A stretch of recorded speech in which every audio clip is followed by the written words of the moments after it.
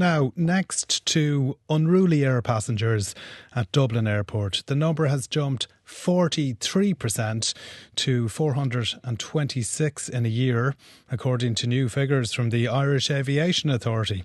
Eoghan Corry, travel journalist and the editor of Travel Extra, is with us now. Eoghan, bring us through these figures. What are they? Oh, good afternoon, Cian. Yes, we have seen a very big rise in antisocial behaviour on board aircrafts, but we have to frame that against the chances of coming across it. It's one every 1,400 flights internationally. It's one every 1,700 flights in an air carrier in an Irish air carrier. But the real issue here is it's rising, and the Irish Aviation Authority has said it's now come from being sort of the seventh most reported incident to being the second, and it's also highlighted what Michael O'Leary recently said about imposing a drink limit at the airport. Is there any indication to what the increase is down to? Do we understand why?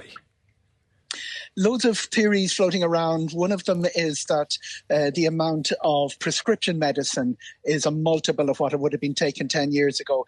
Drinking, and indeed excessive drinking, particularly people going on holidays, there's nothing new about that. What is new is the number of incidents, onboard incidents, that result from that. Alcohol internationally isn't the biggest. Generally, it's refusal to comply with instructions by the cabin crew is what turns up at more than 50% with alcohol, and smoking, incidents with smoking in the toilets, things like that, coming in third place. Alcohol is about 27%. But it is in particular routes, particularly cabin crew will be able to look at their roster, and if you're, for instance, on the flight, the F47063 with all the Benidormers, you're going to probably run into some in-flight entertainment. Anecdotally, they're reporting that those incidents are on the increase. Well, as you mentioned earlier, Michael O'Leary of Ryanair has talked about this before. He's called for alcohol limits at airports. What has the IAA said? It's unlikely that we will see that sort of rigorous enforcing of within the bars in Dublin Airport. Dublin Airport doesn't run bars, they're all franchised out. But Michael O'Leary said, and it's quite colourful, as always with Michael O'Leary, is in the old days somebody that drank too much fell asleep or fell over. It's much harder for someone at the gate to decide how much alcohol someone has already had.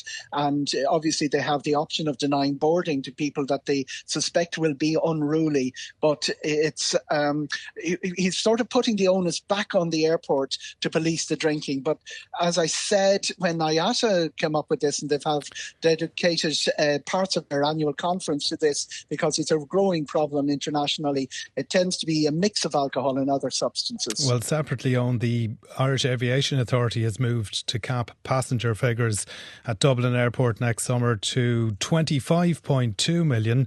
What's on the cards potentially for the travelling public next year? This is a big change because it's been notional until now. We've been talking about growth at the airport being curtailed. Now, for the first time, we're talking about cutting back on seats. 1.3 million of the fewer seats next summer than we had in 2024. Some of those seats have already been sold. The airline's unhappy about it. The airport unhappy about it.